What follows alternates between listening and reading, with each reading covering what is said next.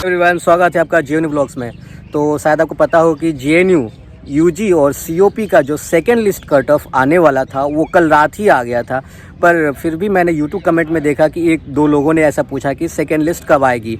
तो मैं आपको बता दूं कि सेकेंड लिस्ट आ चुकी है ऑलरेडी, और वो कल रात को ही आई थी, काफ़ी लेट नाइट।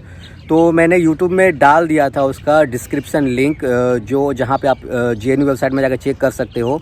तो फिर मैं आपको बता रहा हूँ कि जिन लोगों ने अभी चेक नहीं किया है, आप सेकेंड लिस्ट का इंतज़ार कर रहे थे, सेकेंड लिस्ट आ चुकी है, आप जाकर के चेक कर सकते हैं। डिस्क्रिप्शन में मैं लिंक दे दे रहा हूँ आपको। सो गाइज़, जिन लोगों का नाम आया है सेकेंड लिस्ट में, उन लोगों को बहुत बहुत बधाई, मुबारकबाद, स्वागत है आपका जेएनयू में। और अगर कुछ लोगों का नेगेटिव रिज़ल्ट भी आया है तो आपको ज़्यादा परेशान होने की ज़रूरत नहीं है, क्योंकि इसके बाद भी लिस्ट आएगा, चांसेस है। सेकंड लिस्ट तो अभी आया है, हो सकता है थर्ड लिस्ट भी आए और मे बी फोर्थ लिस्ट भी आए, क्योंकि लास्ट ईयर फोर्थ लिस्ट तक आया था।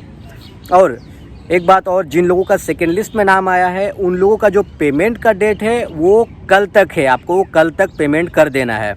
और डॉक्यूमेंट्स कोशिश करिए कि कल तक ही अपलोड कर दे, और अगर कल कुछ डॉक्यूमेंट्स अपलोड नहीं कर पाते हैं किसी भी कारणवश, तो आप उसके बाद वाले दिन भी कर सकते हैं।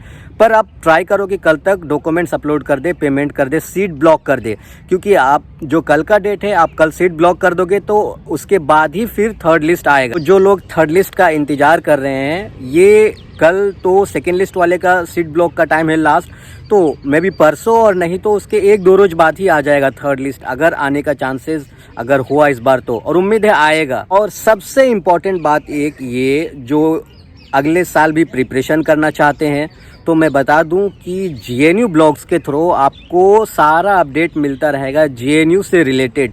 JNU entrance, JNU life, JNU culture, JNU dhaba, everything which is related to JNU, सब आपको इस ब्लॉग के थ्रू अपडेट मिलेगा। सो गाइज, अगर अभी आपने सब्सक्राइब नहीं किया है तो चैनल को सब्सक्राइब कर दे। और हाँ, मैंने बहुत सारे कमेंट्स ऐसे भी पढ़े हैं कि कुछ लोगों का जो एज वाला इशू आ रहा है कि 17 साल नहीं हुआ है, कुछ दिन कम हो रहा है, तो आप प्रोस्पेक्टस में जाके चेक कर, इस बार 2022-23 का, उसमें दिया हुआ है कि आपका मिनिमम एज जो है 17 साल होना चाहिए।